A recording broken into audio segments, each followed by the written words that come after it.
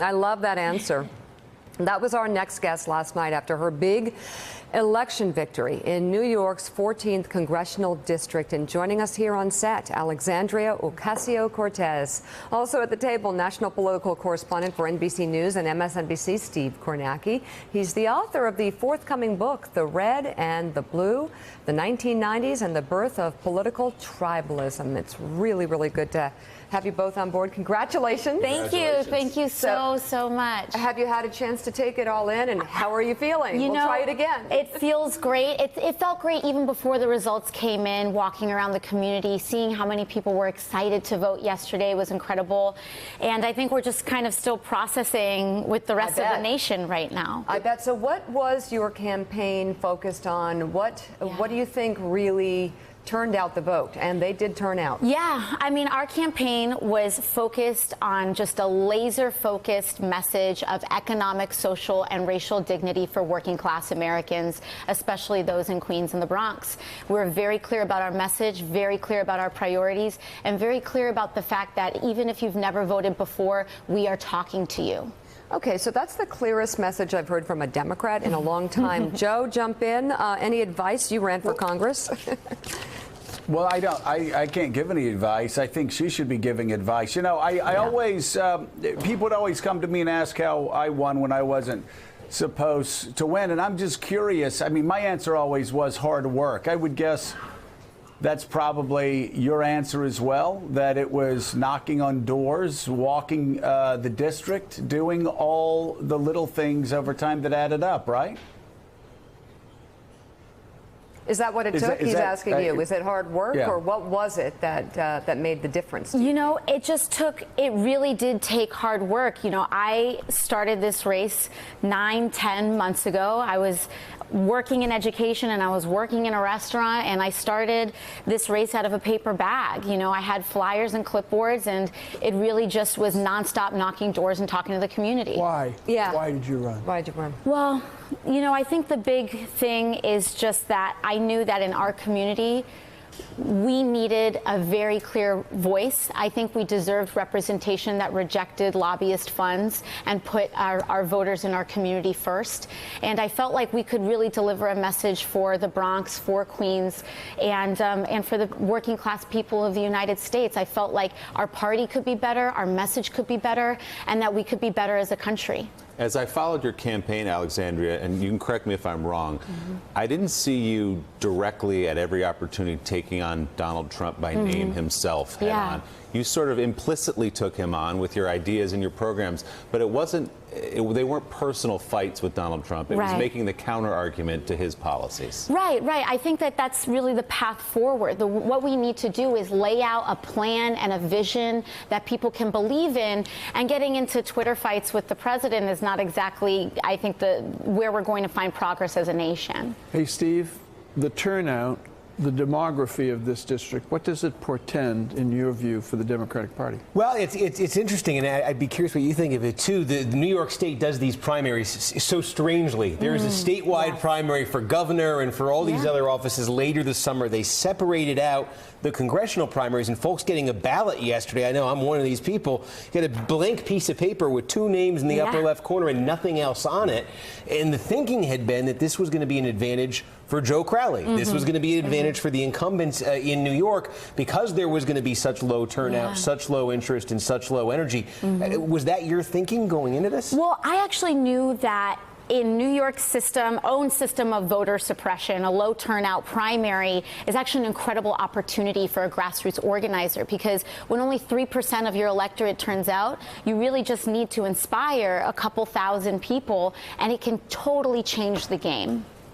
All right, so you also went to the border, right? Yeah. And when did you do that? Why did you do that? What did you want to show people? I went to the border on Sunday. And so I was there with several organizations, Raíces Texas, Voto Latino, and several other activists and organizers. And I went there because the moral character of our nation is on the line, and it cannot wait. Right now, when we are talking about something as extreme as the detention and separation of children, which we know is an international human rights abuse, we cannot afford for a convenient time to resist that. We need to show and assert and fight for what the America we want to be, we need to fight to make that happen. So Joe has a question for you. Joe, jump in. Well, actually, a quick question for Steve Kornacki, Okay. but certainly, Alexandria, you can answer too. Hey, Steve, so what does it mean when a guy like Joe Crowley, who is one of the top leaders in the Democratic Party, who's won year after year after year after year, is defeated in his own primary and nobody sees it coming? Is this... Did he fall asleep at the wheel? What happened? There's an incredible irony with what's happened with Joe Crowley, and it's this. He's been in Congress for 20 years. He was elected in '98. There was sort of a backroom maneuver that got him into that seat in the first place 20 years ago. But when he got to Washington, he set out to try to climb the Democratic ranks in D.C., and he was blocked for years because he had a poor relationship with Nancy Pelosi. He had sided with Steny Hoyer. Hoyer and Pelosi had the whole rivalry in '06, in '08, in '10. Crowley had chances to move into leadership, and he was blocked by Pelosi each time, and he's thinking he's never going to get there. Finally, in the last 3 or 4 years, he mended the relationship with Pelosi. He moved into leadership, and he was positioned as of the time voting started yesterday. He was the closest thing there was to a consensus pick to emerge if Nancy Pelosi stepped down or was challenged or anything. He was the closest thing there was to a consensus pick to become the next Democratic leader, potentially the next Democratic Speaker of the House. So he finally, after all those years, got his relationships right in D.C., only to turn around and find out that the district he'd been elected to 20 years ago, where he was, by the way, the party boss. You're talking the Queens County chairman here. Again, I say it was a backroom maneuver that got him in there in '98 in the first place. It had changed. Circumstances had changed back home. He finally got things right in D.C., only to watch them all go wrong back home. Willie. I want to point out, Mika, you mentioned that Alexandria went to the border. She's been on this issue long before it was in the news a couple of weeks ago, calling for the abolition of ICE, for example, long ago, not just while it was in national news. A couple of other items on your policy agenda that you made very clear throughout: Medicare for all, federal jobs guarantee, and tuition-free public universities and trade schools. Yeah. Those look to a lot of people like promises of gifts under the tree, but they wonder how they'll be paid for. Now you're in a position to carry these out. How, at a time when the CBO says our debts and deficits are exploding and are going to cripple us, how do you pay for things like that? It's an excellent question. First of all, I think we need to kind of look at the damaging history, legislative history of what we've done with our taxes. Not only did we have a $400 billion GOP tax cut that could have actually forgiven every single federal student loan in America. We spent that money in December, and we spent it on tax cuts for the corporations and the very rich. But it means reviewing the Bush tax cuts. It means making sure that also that we understand the power of the purse that Congress has. That when the United States was in the Great Depression, that is when we pursued the New Deal. It was when people precisely said we have the least amount of ability to do this, that we actually committed to an economically ambitious agenda that transformed the future and the course of this nation. And I think that it is absolutely possible, but what it takes is the political courage to do it. To raise taxes, to roll back the tax cuts. And not only that, but also understand that that the federal government does have the ability, in the similar way that we had in the New Deal, to spearhead some of this agenda and some of that financing as well. Mike Barnicle. Where does this come from?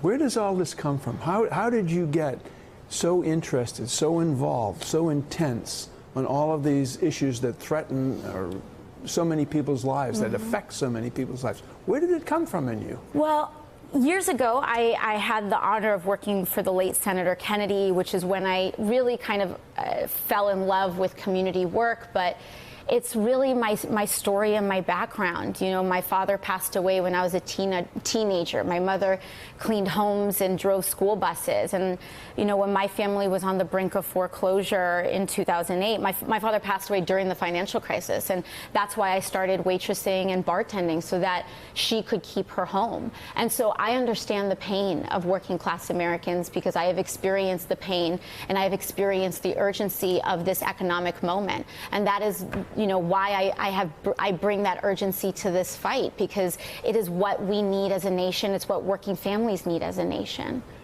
How old are you? I'm 28 years old.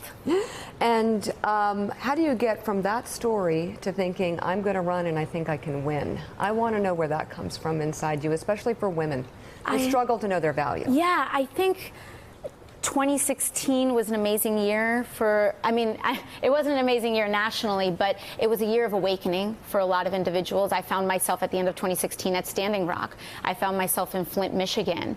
And I just felt like at this point, we have nothing to lose. That's right. We have nothing to lose. And even in a race that just seemed impossible, as it was even 3 months ago, even on long odds, that doesn't mean we shouldn't try. That's the bottom line. What's your advice now? Because everyone in the political world is going to go back now and look at your campaign and look what you did over the last several months and say, what can we learn from it? How should we model our campaigns? How can we take back the House this fall? How can we take back the White House in a couple of years? What do you say to people as they watch your campaign? Because you stayed on your message the whole time. I think it was reflected last night when Joe Crowley conceded at his event that he started by dedicating a song to you and congratulating you that sort of the tenor of the campaign was about a message and not about personal fights. Yeah, absolutely.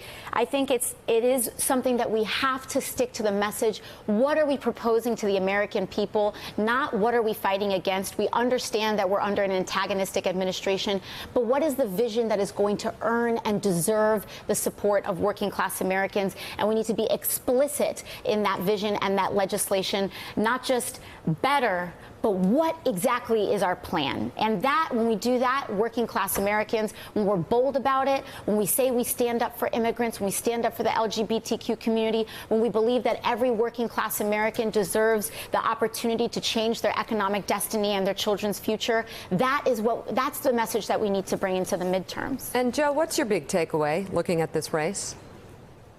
Well, the big takeaway is we talked about it in 2016. Look at the people who did really well. Donald Trump on the Republican side, Bernie Sanders on the Democratic side, the antithesis of each other, but each had a message. Each had a bold message. People on the right didn't like Bernie's. A lot of us didn't like Donald Trump's. But that said, there's a bold message. The opposite of what the Democratic Party in Washington, D.C. has, the opposite of what Hillary Clinton had. And then, most importantly, once you have that message, it's the fundamentals. I always called it the blocking and tackling. It was the knocking on doors. It was putting yard signs out there. It was getting on the phones. It was getting people out to vote, having phone banks, having people in churches and synagogues, having people all over your district doing everything they could day in and day out. And you worked harder. You know, when people always came to me and said, what's the secret of winning? How did you do this? Nobody expected you to win. I said, it's very simple. You get up earlier than everybody else. You go to bed later than everybody else. And you work harder in between those 2 points. All you have to do are those 3 things, and you've got a shot of winning too. And it sounds like that's exactly what Alexandria did. Yeah. And even more importantly than that, she has a message that the Democrats have not had. Well, and that message, by the way, did not take her 3 minutes to spew out, droning on and on and on.